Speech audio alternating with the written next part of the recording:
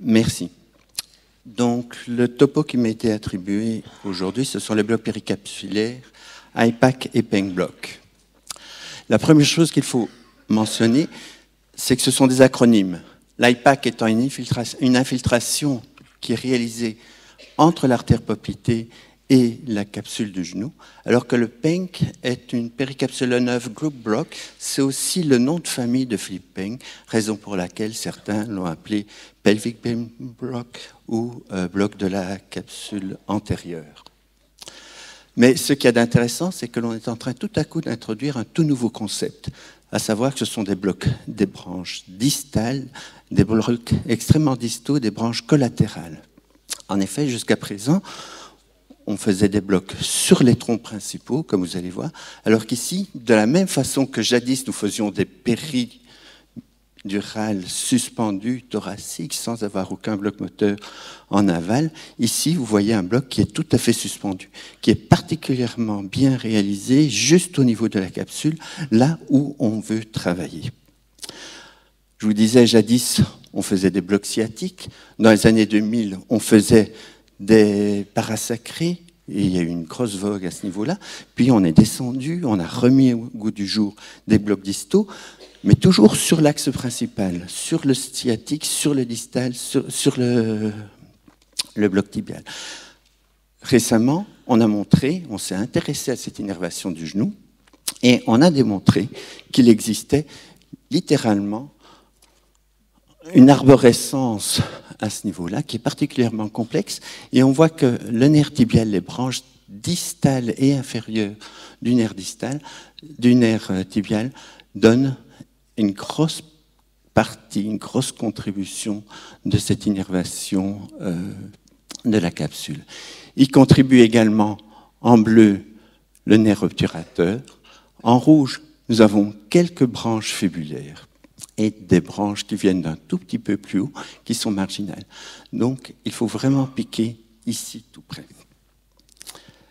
Alors, pourquoi est-ce que je reparle du canal adducteur? Peut-être parce que j'ai un tout petit peu travaillé là-dessus, mais parce que l'on peut certainement y trouver l'origine de l'IPAC. En effet, lorsque vous faites un bloc du canal adducteur et que vous piquez de manière distale, parce que vous savez tous maintenant que ce bloc du canal des adducteurs, vous pouvez le prendre de manière proximale ou distale.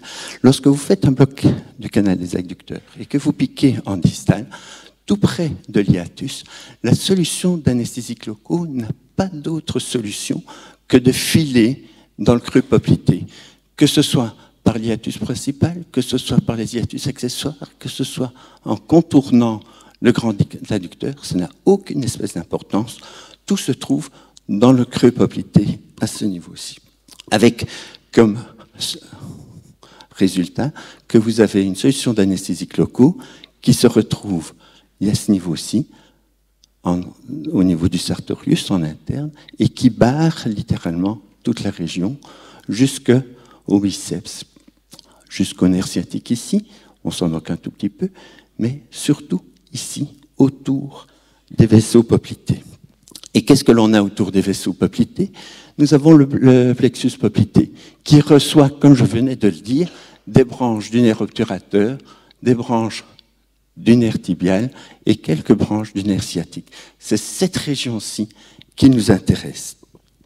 Et lorsque vous faites du bleu de méthylène, chez ces patients, vous voyez que vous avez peut-être bien un tout petit peu de bleu de méthylène à ce niveau-ci, qui est une solution qui est excessivement permissive, le bleu de méthylène, mais que vous avez énormément de bleu de méthylène dans les profondeurs. Et c'est ainsi que Sanjay Sia, qui est quelqu'un d'extrêmement sobre, extrêmement gentil, a mis en avant l'IPAC. Il avait commencé quelques années plus tôt déjà, en 2012, parce qu'il s'intéressait à cet aspect extrêmement sélectif de l'analgésie, voulant éviter le stépage des patients qui dans le contexte de la mobilisation précoce, il faisait des blocs extrêmement sélectifs du nerf tibial. Cette fois-ci, il met l'IPAC en route et dépose sa solution d'anesthésiques locaux à 1 gros centimètre au-dessus de la rotule, à ce niveau-ci et injecte sa solution d'anesthésiques locaux juste devant l'artère poplitée. Et voici ce qu'il propose. Il met sa sonde en latéral, d'autres le mettent en postérieur et injectent comme ceci une solution d'anesthésiques locaux, réalisant un bloc relativement très sélectif. D'autres, dont je suis, profitent de la position de la sonde pour aller beaucoup plus loin et injecter l'ensemble de la région et barrer toute la région, en espérant avoir beaucoup plus de branches géniculaires latérales et médianes. Dans ce papier-ci qui est passé l'année passée aux ASRA, l'équipe de Toronto a démontré qu'avec une solution de 10 ml d'anesthésiques locaux, il bloquait grosso modo 50% des branches articulaires, un peu plus des branches de l'obturateur, vu qu'elles sont toutes bloquées, mais également de manière occasionnelle des branches géniculaires médianes et latérales.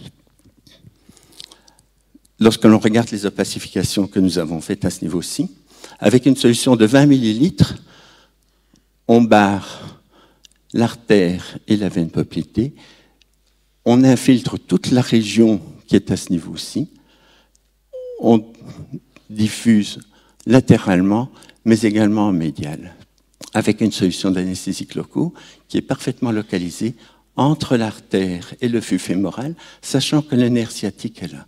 À partir du moment où l'on sait que les nerfs n'ont jamais de trajet strictement perpendiculaire, on voit très bien que ces nerfs tibiaux, distaux, essentiellement, et l'obturateur, ne peuvent que passer par la flaque d'anesthésiques locaux. Et voyez encore ici ce que ça donne, une flaque d'anesthésiques locaux localisée juste au-dessus des deux condyles, avec vraisemblablement, ou peut-être, des branches géniculaires qui sont parfaitement bloquées à ce niveau-là. Une fois encore, l'artère qui est là. Je vais passer ces deux diapositives. Il n'y a pas beaucoup d'études, ou il n'y a pas d'études prospectives de valeur publiées à ce jour sur l'IPAC. N'empêche qu'il y a beaucoup d'équipes qui actuellement l'introduisent de manière concomitante aux infiltrations de genoux, laissant aux chirurgiens les abords latéraux et antérieurs. Comme ils n'adorent pas nécessairement infiltrer la partie postérieure, celle-ci étant prise en charge par l'anesthésiste. Le PENG block, que vous voyez ici, et que je vais détailler. Là encore une fois, jadis, nous faisions du bloc lombaire, nous faisions du bloc fémoral, que l'on associait éventuellement avec des blocs obturateurs très haut localisés, vu qu'ici vous avez l'obturateur interne et externe, donc vraiment à l'origine du trou obturateur. Actuellement, certains proposent le PENG block, qui est en fait un bloc de plan, vous allez voir tout de suite, qui ont été introduits entre autres par Philippe Penck et Michael Goffeld, qui sont tous les deux à Toronto, qui sont d'abord et avant tout des anesthésistes qui sont investis en pain clinique, qui se sont intéressés à ces blocs de façon à dénerver ces régions. Mais comme c'est transplantable en anesthésie, il est évident que que certains anesthésistes ont sauté sur cette opportunité. Dans les dissections qu'ils ont faites, et c'est ça qui est extrêmement important, quand vous regardez dans les vieux textbooks et les testus, etc., vous avez de fait des branches proximales du nerf fémoral qui sont décrites, et c'est tout juste, et si vous avez de décrit, un nerf du muscle psoas, un nerf du muscle iliaque, et dans le testus, c'est chaque fois 3 lignes, sans aucune description complète. Or, c'est 1000 fois plus compliqué que ça, parce que quand on regarde le nerf iliaque, vous avez vraiment une arborescence extrêmement importante, vu que c'est un muscle qui est extrêmement vaste, extrêmement étendu. Vous avez des nerfs qui s'étalent comme une pieuvre, comme une ventouse sur ce muscle. Ces nerfs rentrent dans le muscle iliaque et le traversent et donnent des branches qui seront des branches péricapsulaires. Un autre nerf qui revient au goût du jour est l'accessoire du nerf obturateur, qui est une branche de L4 et qui contribue également à cette innervation. Ces deux nerfs, vous les trouvez ici. Vous avez l'épine iliaque antéro-inférieure, vous avez ici l'éminence iliopubienne, et vous voyez le nerf fémoral, et là vous avez ce nerf accessoire, le nerf iliaque, tandis qu'à ce niveau-ci, vous avez toutes les branches du nerf obturateur qui s'étalent à proximité de la tête fémorale. Voici la façon dont il faut disposer sa sonde. C'est relativement simple, entre les deux protubérances, dans l'axe, avec une aiguille qui traverse le muscle iliaque, à distance et de manière latérale au tendon du muscle psoas à ce niveau-ci. Et à ce niveau-là, il faut littéralement forer, traverser cette aponévrose d'insertion, ou du moins essayer, ce n'est pas nécessairement toujours facile, et injecter. Alors je ne sais pas pourquoi, sur cette image-ci, la flaque d'anesthésiques locaux est pointée à ce niveau-là. C'est exactement l'endroit où il ne faut pas la mettre, vu que le tendon est là. Donc il faut avoir une flaque localisée à ce niveau-là, et pas en dessous de l'artère fémorale, parce que vous avez une nerf fémorale qui est là. Donc il y a un problème de labellisation très vraisemblablement sur cette image. Cliniquement, là encore une fois, il n'y a pas d'études. Il y a simplement 2 papiers qui rapportent, et un seul papier publié. Dans des cas de fracture de col, vous avez les scores de douleur en préopératoire, au repos, qui ont systématiquement disparu une fois le bloc réalisé. Et à la mobilisation, vous voyez que les patients sont excessivement algiques en préop et qu'une fois que le bloc est réalisé, on retrouve des scores tout à fait présentables. Le deuxième auteur à avoir travaillé là-dessus, c'est Javi, à qui je rends un hommage ici, parce que c'est un ami proche et quelqu'un qui est génial. Et lui aussi est amené à faire de la peigne de manière occasionnelle. Et j'ai eu l'occasion de le voir faire ce type de bloc il y a déjà 4 ou 5 ans à Barcelone. Il dépose sa sonde comme ceci sur le fût tibial, la monte progressivement. Vous voyez que le fût fémoral est parfaitement circulaire. Vous voyez qu'au niveau du col, l'image s'aplatit.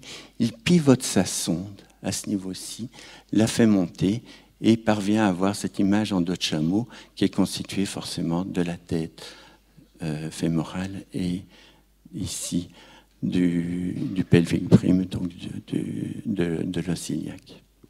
Et il injecte à ce niveau-là. Lorsqu'il réalise du bleu de méthylène et des coupes de cryosection, vous voyez la tête fémorale, vous avez le col, et vous voyez le muscle iliopsoas, et vous voyez que vous avez du bleu de méthylène à proximité de la capsule.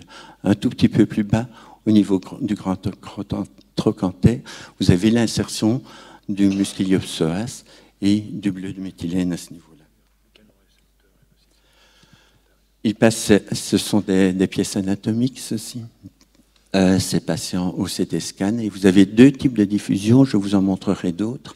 Dans la plupart des cas, vous avez une dispersion sur l'aile iliaque avec, à ce niveau-ci, des fusées allant en direction caudale qui vont barrer la tête fémorale là où vous avez toutes ces branches du fémoral, du nerf accessoire d'obturateur. Et de manière occasionnelle, vous n'avez pas cette fusée et vous avez une flaque d'anesthésiques locaux qui reste bloquée dans l'aile iliaque. Mais ce qui, d'un point de vue clinique, peut n'avoir que relativement peu d'importance. Il fait exactement la même étude que précédemment sur des fractures de col. Ce sont ces valeurs-ci qui nous intéressent surtout. Les douleurs en préop sont à 3,5 ou à 3, grosso modo.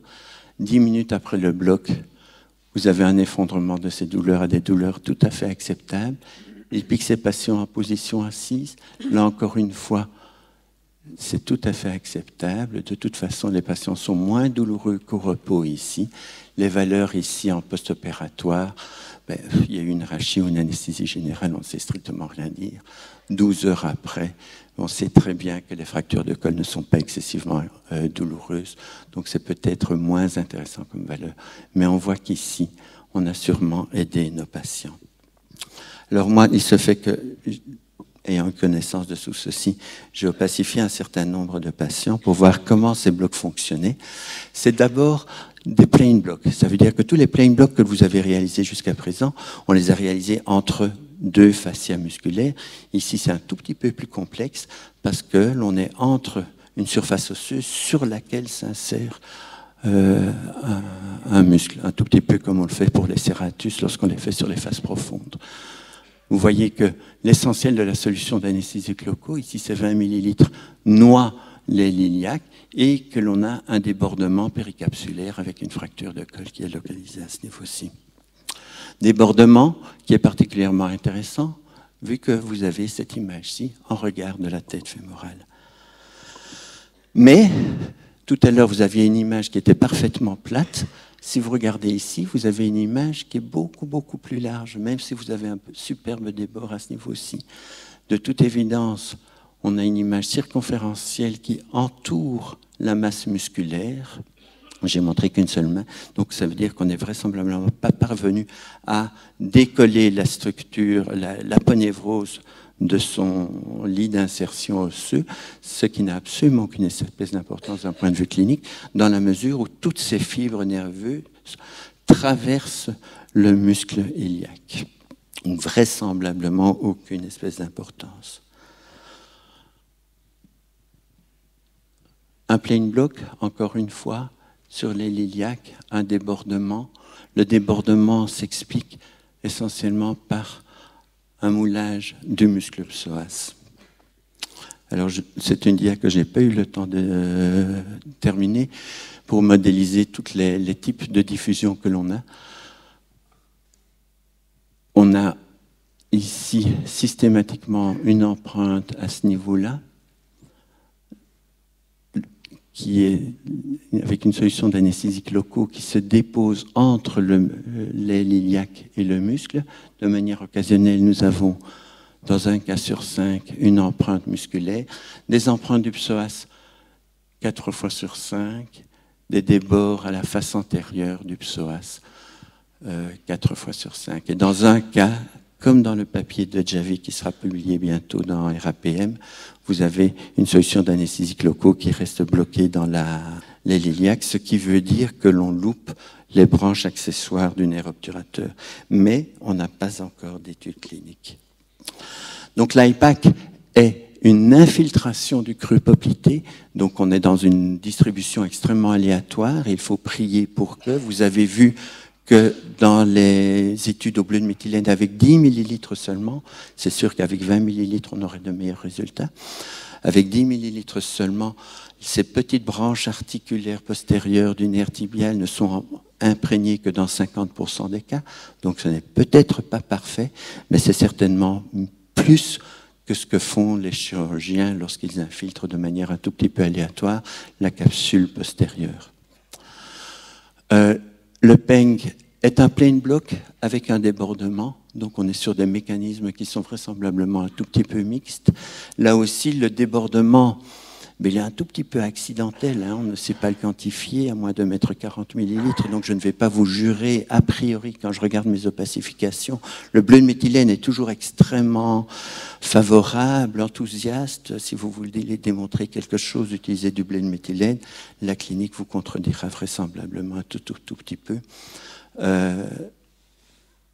Ce débordement ne va certainement pas noyer systématiquement toutes les branches contributives du nerf obturateur. Mais les gens qui l'utilisent de manière régulière sur des fractures de colle en sont enchantés.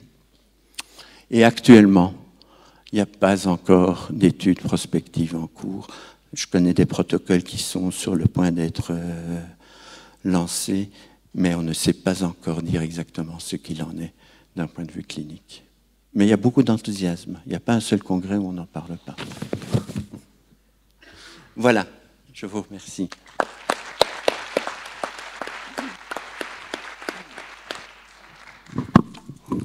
Merci Philippe. Il a eu qu'une semaine pour le faire de topo, hein, remarquez. Donc s'il prend 15 jours, imaginez-vous la qualité du topo et des images. Je vais peut-être commencer. Est-ce qu'il y a des questions tout de suite dans la salle ?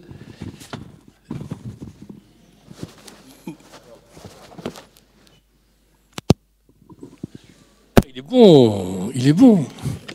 Et il a été formé à l'école de lanceur. Il était talonneur à Clermont-Ferrand en réalité. Moi j'étais réceptionneur à l'UBB. Donc moi j'ai une question pour ces infiltrations qui sont faites très près du site chirurgical. Moi sur les séries que j'ai faites, plusieurs fois, les chirurgiens les incisent. Qu'est-ce qui tombe? Sur la flaque d'anesthésie locale, ils font « Oh, tu me fais chier, tu vas contaminer mon site », et ils aspirent l'anesthésie locale.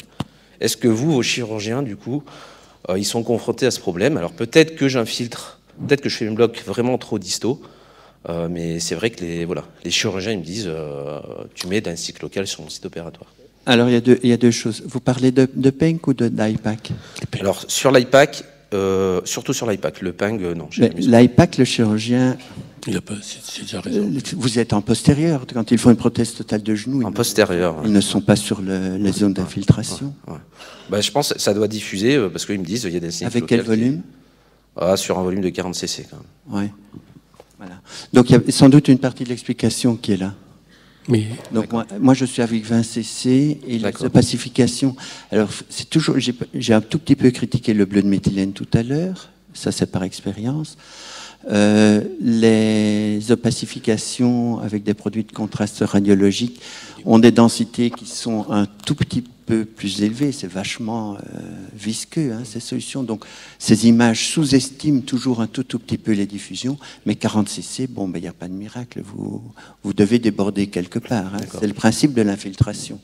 Pour le PENG block, là, c'est un autre sujet. Actuellement, quand j'en parle autour de moi, les confrères s'en servent surtout pour des fractures de colle. Mais quand vous regardez bien ces images, les chirurgiens n'ont qu'à infiltrer eux-mêmes. Ils sont dessus et feront au moins aussi bien que nous, je crois. Ça, je ne sais pas, c'est à discuter. La réponse que tu peux avoir pour tes chirurgiens, c'est que les anesthésiques locaux, c'est antiseptique, il n'y a pas de risque à prendre. Voilà. Habile.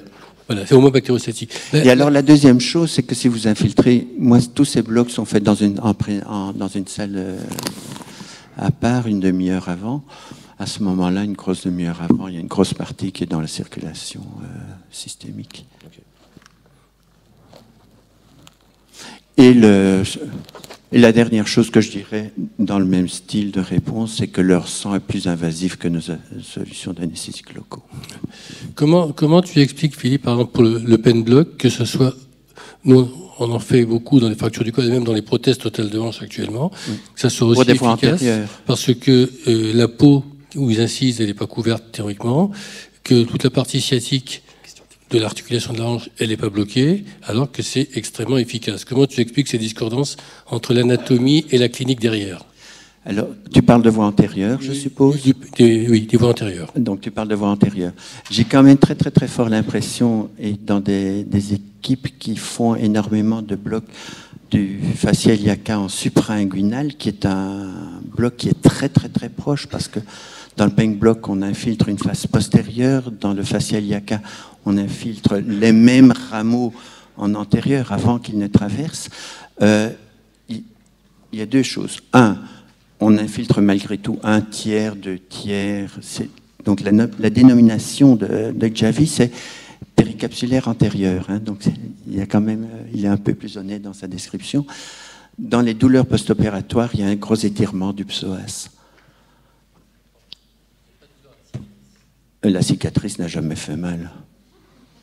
La peau fait mal à la suture. La peau fait mal à la suture, mais pas après. Tous nos patients sous loc régional ont un peu mal ou facilement à la peau lorsqu'on est en fin de bloc. C'est une expérience que l'on vit un peu tous les jours. Mais une fois que c'est fait, c'est fait. Donc je crois que c'est vraiment un problème d'élongation et de contracture musculaire.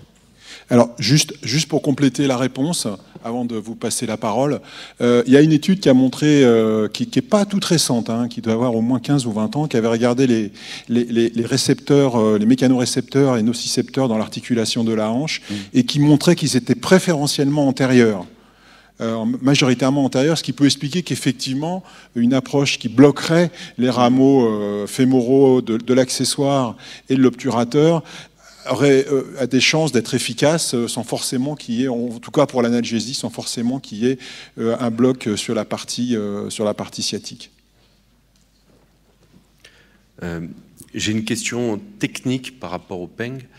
de temps en temps, j'ai des difficultés à aller bien décoller justement ce tendon du psoas qui est Oui. très adhérent, parce qu'on a quand même des patients avec des pathologies inflammatoires de la hanche. Du coup, j'ai tendance un peu à infiltrer ou alors à les piquer de chaque côté. Qu'est-ce que vous conseillez comme procédure pour essayer de rattraper justement ça? Donc, si vous regardez certaines vidéos, entre autres de Philippe Penck, il vrille son aiguille, etc. Et alors, il a des très beaux dessins où il parvient à passer là. C'est un peu des visions de l'esprit. Hein. Quand vous avez un fascia qui s'insère, un fascia musculaire qui s'insère sur une aile osseuse, eh ben, il faut prier pour savoir le décoller.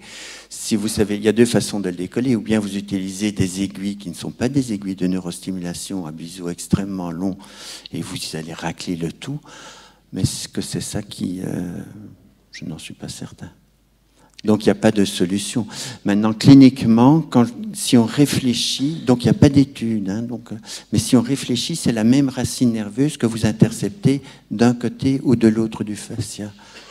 Dans cette image où je vous ai montré que je n'étais pas parvenu à décoller les deux structures, où j'avais injecté, en fait, entre le fascia et le muscle, ce que j'ai réalisé, c'est l'équivalent d'un bloc des grands droits. La racine nerveuse va passer de toute façon, vous allez la noyer. Et malgré cela, vous avez vu qu'il y avait une partie qui était passée de l'autre côté. Donc je ne crois pas que ce soit un bloc raté pour autant. Je ne crois pas que ça vaille la peine de labourer et de vriller la tuberosité, la branche pubienne.